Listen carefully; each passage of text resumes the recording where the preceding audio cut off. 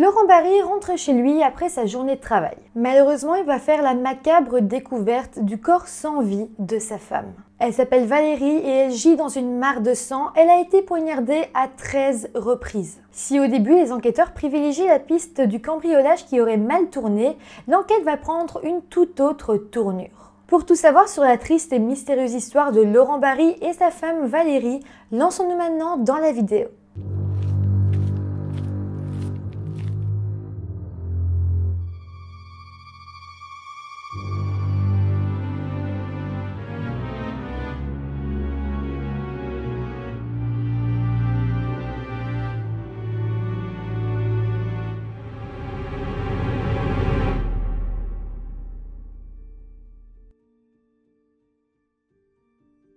Hello tout le monde, j'espère que vous allez bien. On se retrouve aujourd'hui pour une vidéo sur une affaire française qui se passe dans les années 2000. J'avais très envie de vous en parler parce qu'on se confronte encore une fois dans cette vidéo à la question: est-ce toujours le mari qui est l'auteur du meurtre? Est-ce que c'est toujours vers lui qu'on doit se pencher en premier ou est-ce que c'est juste une fausse idée reçue? Voilà, on va essayer de se poser cette question à travers cette vidéo. Comme d'habitude, avant de commencer, je vous rappelle de vous abonner à la chaîne si ce n'est pas encore fait.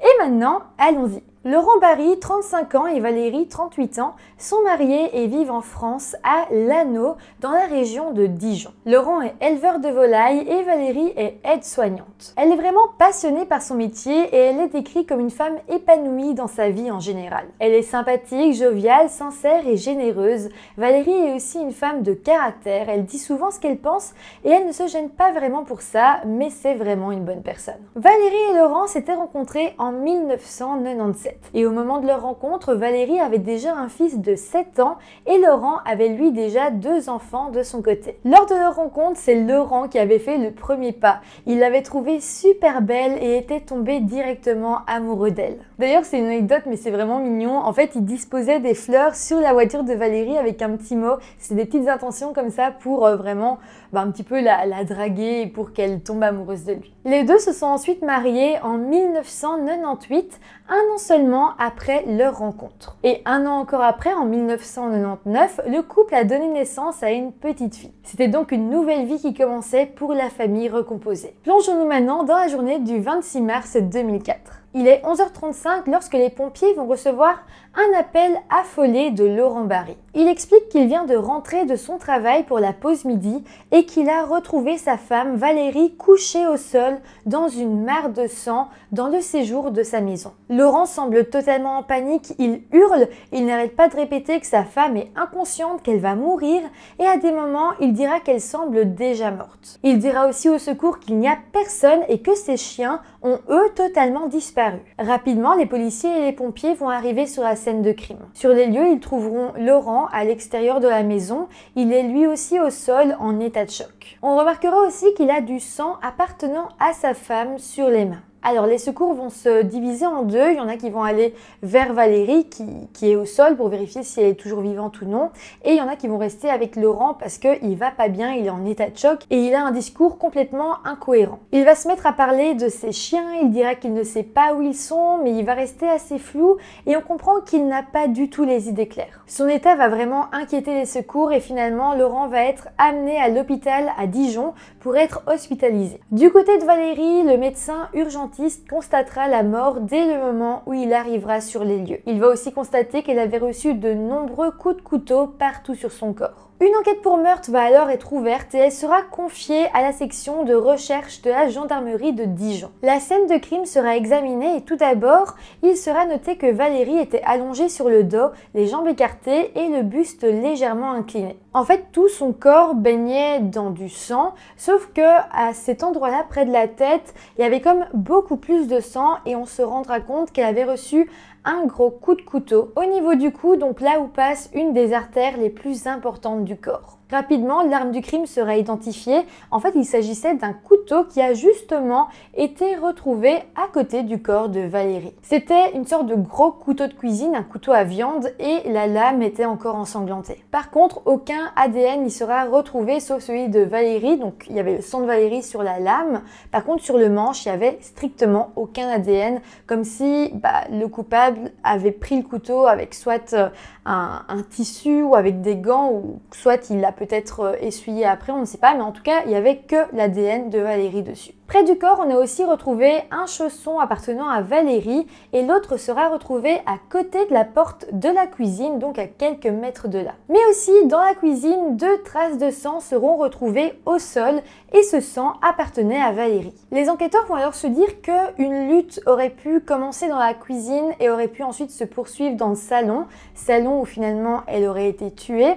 Et c'est fort possible que Valérie se soit faite surprendre par son agresseur, parce que si elle était dans la cuisine, c'est sûrement qu'elle faisait ses tâches habituelles du quotidien et que peut-être quelqu'un est arrivé et s'en est prise à elle, peut-être quand elle avait le dos tourné, en tout cas elle aurait été surprise. En fait, la maison était totalement sans dessus-dessous. Il y avait des objets au sol, les armoires étaient ouvertes, et puis le sac à main de Valérie était renversé et dans la chambre du couple, le coffre à bijoux a été ouvert et renversé sur le lit. Donc là, clairement, on peut se dire que ça ressemble à un cambriolage qui aurait mal tourné. Une personne s'introduit dans la maison, Valérie ne l'entend pas, il commence à cambrioler, il monte à l'étage, et puis il redescend, passe par la cuisine, il se retrouve face à Valérie et la lutte commence. Les enquêteurs vont alors essayer de relever toutes les empreintes digitales à l'intérieur de la maison. Et c'est sur le bureau de Laurent, donc le mari de Valérie, qu'une trace de doigt va très nettement apparaître dans la poussière d'une vitre située dans une sorte de petit coffre où on y range la monnaie. Avec ça, les enquêteurs en sont de plus en plus sûrs, il s'agit d'un cambriolage qui a mal tourné, sinon pourquoi la personne aurait été fouillée dans une sorte de coffre à monnaie. Le médecin légiste de son côté va dire que Valérie avait reçu 13 coups de couteau et qu'elle avait des ecchymoses un peu partout sur le corps. De plus, il observera que Valérie avait reçu un très gros coup à la tête. Le coup avait été tellement violent qu'il a provoqué une fracture de la boîte crânienne. Et aussi, l'une des choses les plus importantes, c'est l'heure de la mort. Le médecin légiste va dire que la mort serait survenue entre 9h45 du matin et 11h30. Rappelons-nous que Laurent, donc le mari, avait appelé la police à 11h35, donc potentiellement Valérie venait de décéder il n'y a pas si longtemps que ça. Aussi, le médecin remarquera que la victime avait plusieurs coupures sur le bout des doigts, ce qui prouve qu'il y a eu une lutte et que Valérie a tenté de se défendre. Aussi, dans la main de Valérie, on va retrouver 4 cheveux. Ils vont être envoyés au laboratoire, mais malheureusement, il manquait la bulbe. Et donc, sans cette bulbe, on ne pouvait pas vraiment déterminer l'ADN. De toute façon, les cheveux ressemblaient beaucoup à ceux de Valérie, donc on s'est dit que sans doute c'était les siens. Une chose importante qu'on peut dégager de l'analyse du médecin légiste est que Valérie a reçu énormément de coups de couteau. Ça montre ici que le tueur avait une sorte de colère. Il voulait tuer, mais aussi il s'est acharné. La question qu'on peut alors se poser, c'est pourquoi un cambrioleur lambda se serait acharné sur Valérie. Revenons maintenant du côté de Laurent Barry, donc le mari de Valérie. Il a été ramené à l'hôpital de Dijon, quelques heures sont passées, mais là, il doit subir des tests imposés par la police. Laurent va devoir subir un examen médical, car comme on sait maintenant qu'il y a eu une lutte entre la victime et son agresseur, on doit pouvoir regarder les mains de Laurent Barry, parce que s'il y a des micro-coupures sur ses mains, s'il a saigné, enfin voilà, si on voit qu'il s'est comme battu avec quelqu'un, ça veut dire que c'est lui l'agresseur. À ce stade de l'enquête, le mari est évidemment dans la liste des suspects potentiels, même si la piste privilégiée reste celle du cambriolage. Laurent va donc subir ses examens et rien d'anormal sera constaté. Il va aussi être interrogé par les policiers et il devra donner son emploi du temps de la journée, donc de tôt le matin jusqu'à l'heure où il a appelé les autorités. Il expliquera que ce matin-là, Valérie ne travaillait pas. Elle avait alors prévu de poncer les poutres de la salle à manger de leur maison. En fait, le couple habitait une sorte de vieille petite ferme qu'ils avaient remis à neuf, donc il y avait plusieurs petits travaux, et Valérie, quand elle travaillait pas, elle faisait quelques petits trucs à la maison pour l'améliorer. Laurent, de son côté, expliquera qu'il a quitté la maison le matin aux alentours de 9h en empruntant la voiture de sa femme. Il devait en fait aller livrer des poulets, parce que, je vous le rappelle, il était éleveur de poulets, donc il devait aller livrer ses poulets à un restaurant qui se trouve dans le centre de Dijon. Avant de partir, il s'est rendu à son élevage pour peser ses poules et pour faire les factures pour le restaurant. Après ça, il est arrivé à Dijon aux alentours de 10 h. Il a livré les poules et puis il a été voir un ami garagiste. Il est arrivé chez lui aux alentours de 10 h 30. Il est resté chez son ami garagiste pendant 20-30 minutes puis il a fait le chemin inverse pour revenir chez lui pour sa pause midi et c'est comme ça qu'il est arrivé chez lui à 11 h 35 parce que bon, il n'habitait pas non plus à côté du centre de Dijon, fallait quand même 40-45 minutes en voiture. Quand on demandera à Laurent si quelque chose d'anormal lui avait sauté aux yeux en rentrant chez lui, il répétera qu'il avait trouvé ça bizarre que ses chiens ne soient pas dans la cour de la maison. Le lendemain du meurtre, Laurent va se rendre à son domicile et constatera que des objets avaient disparu. Selon lui, une montre et 100 € avaient disparu. Donc voilà, s'il y a eu des vols à l'intérieur de la maison, c'est qu'il s'agissait bel et bien d'un cambriolage. Mais rappelons-nous aussi que le meurtrier s'est acharné sur Valérie. On peut alors se demander s'il ne s'agit tout simplement pas d'une mise en scène. Les enquêteurs ont alors essayé de savoir si Valérie pouvait avoir des ennemis, mais ils n'ont rien trouvé. En fait, c'était une fille sans histoire, tout le monde l'adorait, au travail tout se passait bien, elle n'avait pas d'amant, donc on voit pas vraiment qui aurait pu lui en vouloir à ce point. Et évidemment, à ce moment-là, les policiers se sont dit peut-être que Laurent, le mari, peut quand même avoir quelque chose à voir là-dedans. On va alors interroger Laurent sur l'arme du crime et il va immédiatement reconnaître que le couteau lui appartient. Il dira que le couteau était généralement placé sur le rebord de la fenêtre de la cuisine parce que Valérie se plaignait de ne pas avoir de couteau qui coupe suffisamment bien dans leurs ustensiles de cuisine, donc Laurent lui avait prêté le sien. Les enquêteurs vont aussi bien revoir l'alibi de Laurent, mais il en avait un bon, vu que la mort de Valérie avait eu lieu entre 9 h 45 et 11 h 30 du matin, et à ce moment-là, il se trouvait à Dijon, soit à une cinquantaine de kilomètres de sa maison. On en sera d'ailleurs sûr parce que l'employé du restaurant où Laurent avait livré les poulets a bel et bien confirmé qu'aux alentours de 10 h, Laurent se trouvait bien dans le restaurant. De plus, l'ami garagiste de Laurent dira bel et bien que son ami est venu le voir vers 10 h 30 et qu'il est resté chez lui plus ou moins jusqu'à 11 h. Les enquêteurs vont alors se mettre à interroger les proches de Valérie et ils vont se rendre compte que quelques jours avant sa mort, Valérie paraissait un peu préoccupée. Ses enfants et ceux de Laurent diront d'ailleurs que Valérie avait été subitement inquiète de les laisser seuls et les laissait plus vraiment aller jouer dehors. Ils diront d'ailleurs que Valérie paraissait rassurée seulement quand Laurent rentrait à la maison. Valérie se serait aussi plaint à ses amis qu'une personne lui faisait des avances. Elle ne dira jamais de qui il s'agissait, mais elle dira que cet homme lui faisait quand même un peu peur et qu'il était très insistant. Suite à ça, je pense que vous vous en doutez, mais les enquêteurs ne croient plus vraiment à la piste du cambriolage qui aurait mal tourné. De plus, en revoyant les photos de la scène de crime, certains experts confirmeront qu'il s'agissait plus d'une mise en scène que d'une réelle fouille faite par un voleur. De plus, la maison du couple était quand même assez visible. En fait, c'est une sorte de petite hameau de maison et celle de Laurent Barry et Valérie était juste devant la route et il y en avait plein d'autres derrière la leur. Donc, des voleurs qui voudraient cambrioler une maison dans ce coin-là n'iraient pas dans celle de la famille Barry, ils iraient dans une autre qui est beaucoup plus cachée du monde. Et puis aussi, c'est quand même étrange de réaliser son cambriolage au petit matin, au milieu de la matinée, là où tout le monde sort et est réveillé. Et puis, le plus important aussi, c'est qu'il n'y a aucune trace d'effraction qui a été retrouvée. Mais maintenant, revenons-en à ces fameux chiens.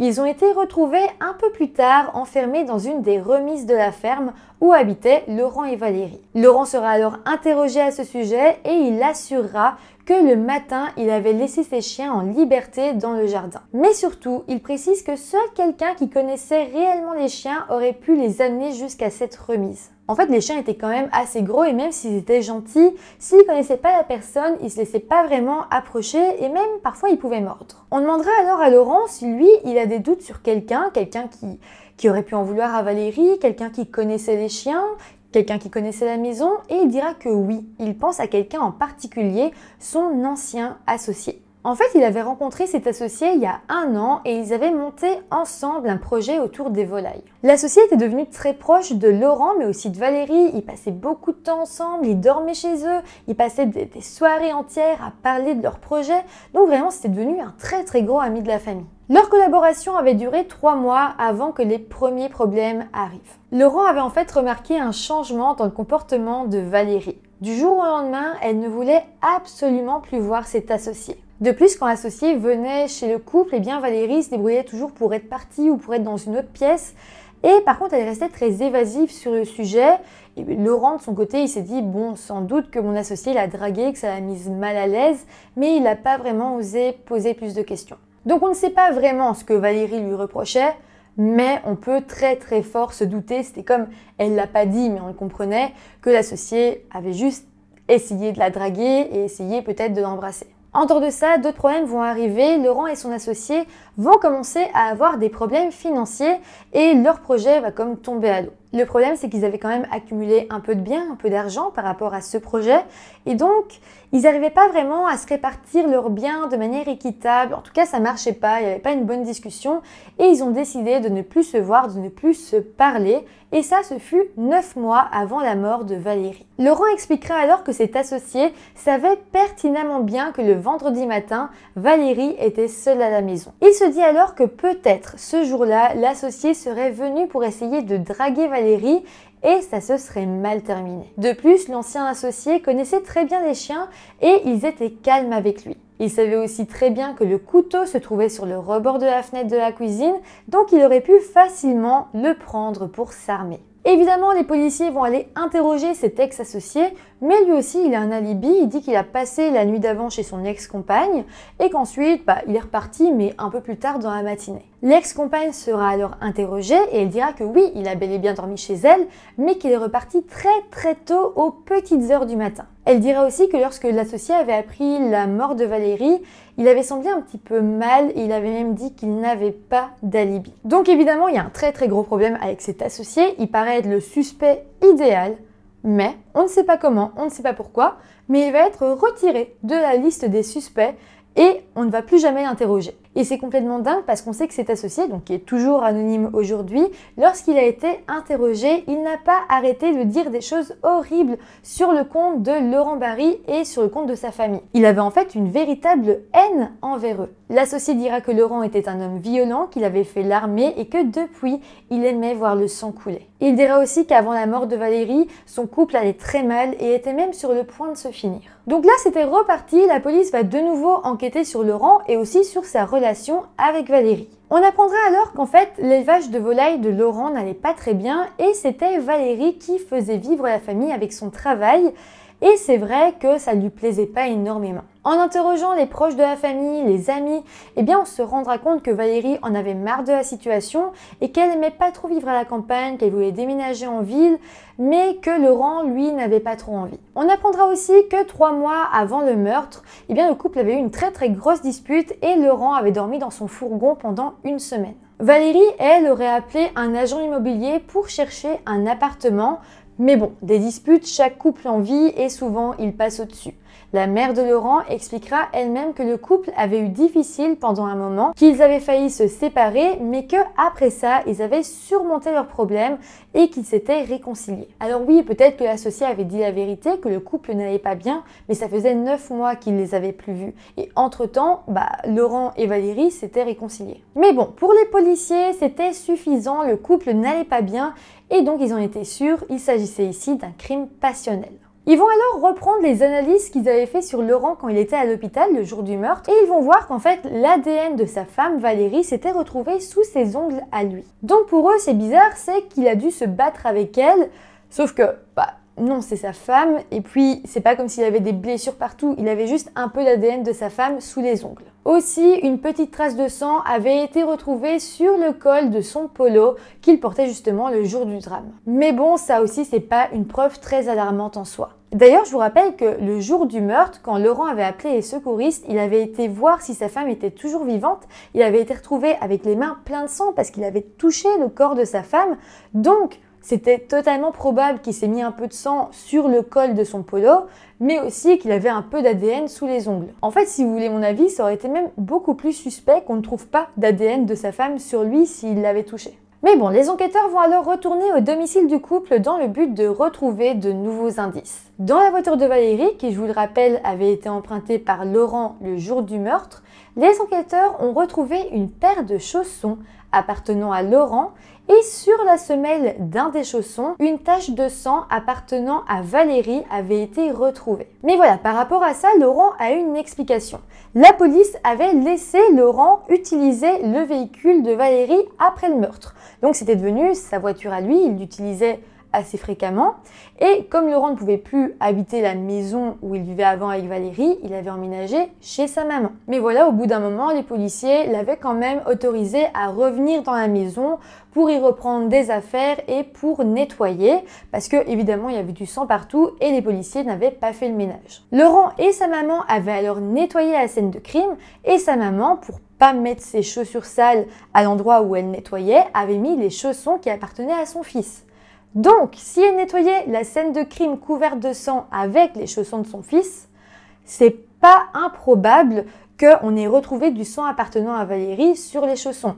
Et si les chaussons se sont retrouvés dans la voiture de Valérie, c'est parce que Laurent l'utilisait pour aller chez sa maman et pour prendre ses affaires de chez lui pour les amener chez ses parents. Donc rien n'est fou là-dedans, mais pour les policiers, c'est des preuves incontournables. Mais voilà, une nouvelle preuve va venir enfoncer encore un peu Laurent. En fait, les enquêteurs vont reprendre l'enregistrement de l'appel que Laurent avait passé aux secouristes, donc le jour du meurtre. On va se rendre compte qu'au moment où Laurent dit « Où sont les chiens ? Ils ont disparu », on entend justement à ce moment-là, derrière lui, des aboiements de chiens. Donc, les policiers se disent que Laurent a menti sur les chiens et donc sur toute la ligne. Mais là, il va y avoir un nouveau rebondissement dans l'affaire. Une femme va venir voir les policiers et va leur dire qu'elle vend des journaux.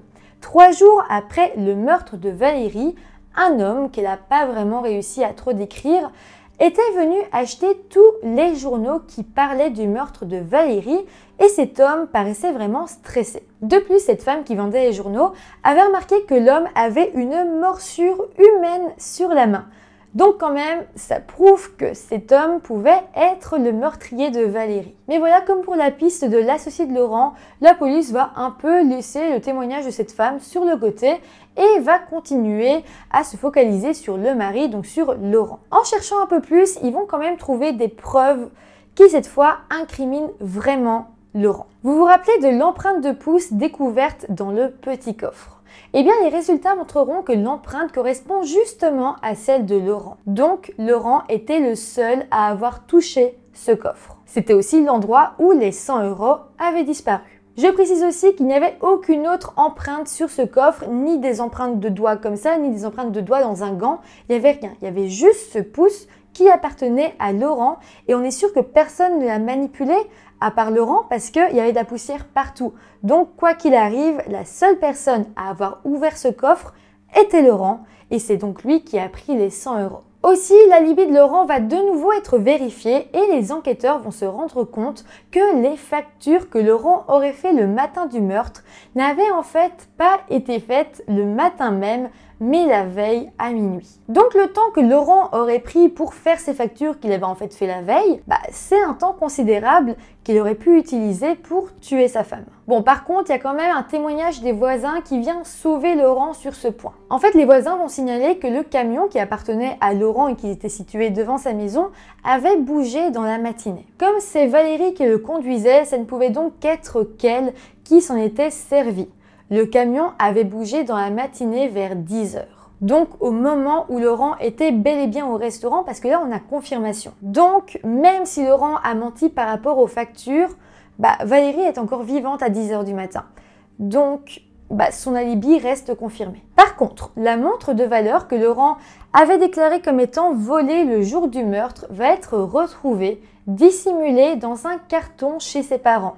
Suite à ça, 2 ans après le meurtre, Laurent va être arrêté le 17 janvier 2006. Laurent, lui, essaiera de se défendre en disant que il n'avait pas vu qu'il avait embarqué la montre, qu'il était tout retourné le jour où il a pris toutes ses affaires de l'appartement pour aller vivre chez ses parents et que peut-être il a pris la montre sans s'en rendre compte et que lui, après, il se soit dit « Ah, cette montre a disparu et donc je vais la signaler comme étant volée, même si c'était lui qui l'avait. » Mais bon, Laurent va quand même devenir encore plus incohérent parce que quand on va l'interroger sur les chiens, il va d'un coup changer de version. Il va maintenant nous dire que les chiens, il les avait enfermés le matin du meurtre et qu'il avait totalement oublié ce détail parce qu'il était sous le choc. Donc évidemment, en changeant de version comme ça, il s'enfonce encore plus, mais je crois qu'il devait être très stressé, il venait d'être arrêté et je pense qu'il a comme changé de stratégie, je ne sais pas. Mais là, encore plus grand retournement de situation, Laurent va craquer et il va avouer aux policiers qu'il est coupable d'avoir mis en scène le cambriolage. En fait, il va expliquer aux policiers que le matin du meurtre, une dispute avait éclaté entre lui et Valérie et que quand il est rentré et que Valérie était décédée, il s'est dit c'est sûr, c'est moi qu'on va accuser, c'est toujours le mari. Et donc, il a décidé de mettre en scène un cambriolage. Avec cette information, pour les enquêteurs, c'était sûr à présent que Laurent n'était pas seulement coupable d'avoir mis en scène un vol, mais d'avoir bel et bien tué sa femme. Un procès a alors finalement eu lieu en octobre 2009 et avec tous les éléments que je vous ai cités dans cette vidéo, Laurent a été condamné à une peine de 20 ans de prison pour le meurtre de sa femme. Évidemment, la décision de justice a été énormément controversée parce qu'il y a beaucoup de gens qui le pensent innocent, d'autres qui le pensent coupable.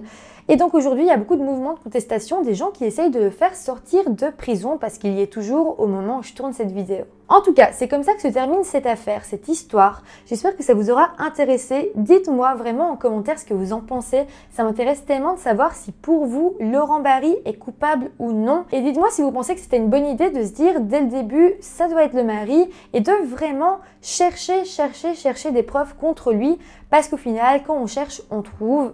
Voilà, je ne sais pas ce que vous en pensez. Moi, personnellement, je suis assez perplexe. Je me dis qu'on aurait tellement dû vérifier d'autres pistes.